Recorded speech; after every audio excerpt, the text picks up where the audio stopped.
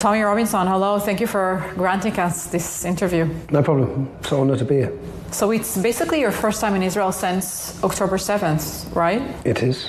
Why was it important for you to come here? It was important for me to come here to show solidarity with the Jewish people.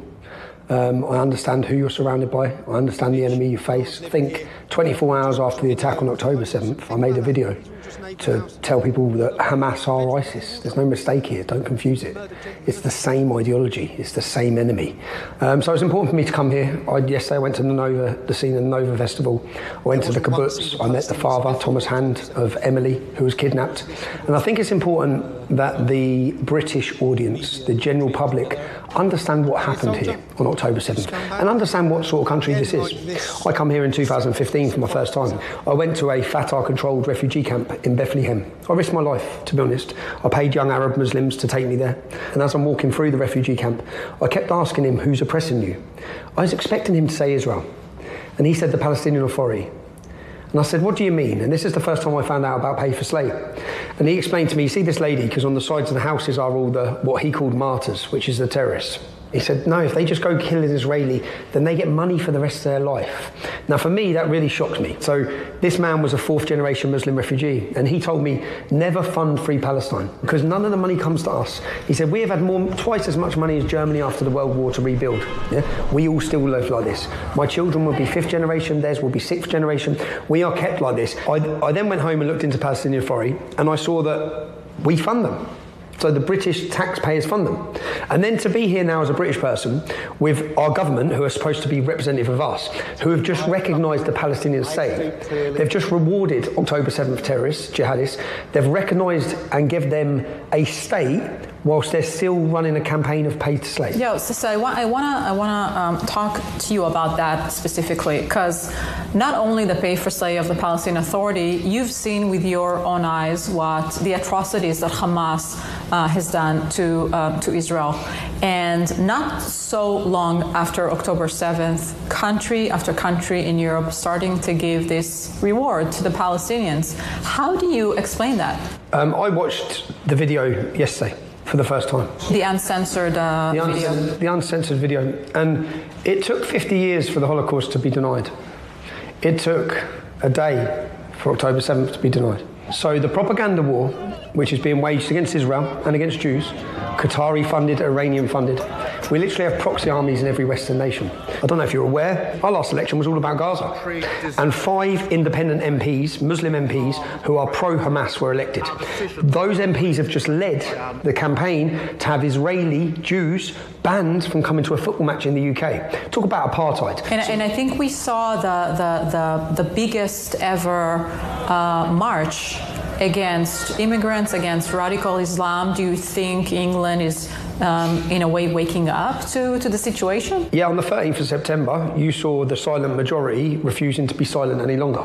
Now, the vocal minority, which have been allowed to celebrate and been pumped by the media because they all agree with them, the BBC and our left-wing politicians, they have pumped this pro-Palestinian voice, and they've made out that the British audience are pro-Palestinian when they're not. If it was put to a mandate and it was put to a public vote on whether the British public wish to recognise the state of Palestine, they would fail instantly. But now Labour have realised they want to win back those votes, so what are they going to do? Are they going to care about the 300,000 Jews in Britain, or are they going to try and appease the 5 million radical pro-Palestinian Hamas supporting? You think that is the reason? The fact that the fear from Muslims, is it anti-Semitism, is it ignorance? Because we're seeing the way the BBC is covering the conflict, not just now, you know, for so many years, and it's so distorted.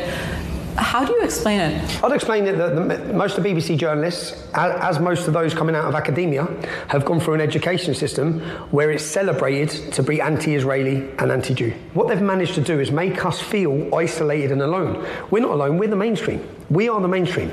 The mainstream don't hate Jews, the mainstream are not against Israel. If there was no radical Islamic community in Britain, they would not have just recognised the state of Palestine. The same with France. If they didn't have 11% Muslim population that were out of control, that were creating chaos, that were creating carnage across the country, they wouldn't have done the same. How can you convince the silenced majority, most of the people who get their information from you know, the mainstream media, doesn't know anything about Israel, and in a way shaping their their opinion just by looking on CNN or BBC. Well, they don't get it from the mainstream media anymore. X is the platform for the mainstream media. X is the main source. I'm so grateful to Elon Musk to give me back my voice.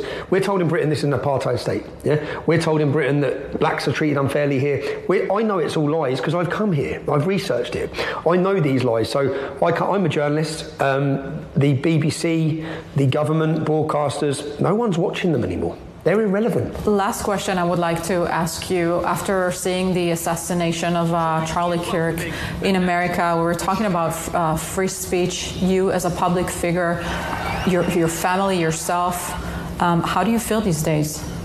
I've been under threat for a long time. I think if we listen to what Charlie Kirk says, courage is about being scared but still doing the right thing anyway. So I know I'm in danger. I've had 12 government Osman warnings for threats to my life. That's what his assassination, and certainly Hamas, the reason they live streamed the attacks against the Jewish population is because they wish to instill fear in the heart of every person.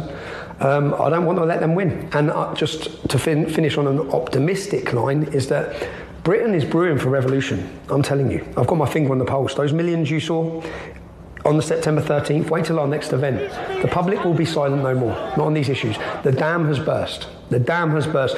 People know the mainstream media are lying. They do not trust them. I'm grateful that I have a trust of the public for my journalism. But people need to understand who Hamas are. They need to understand what is just over the fence at the Gaza Strip, that there's an army waiting for the total destruction, rape and obliteration of this entire state. And there's 55 Islamic nations.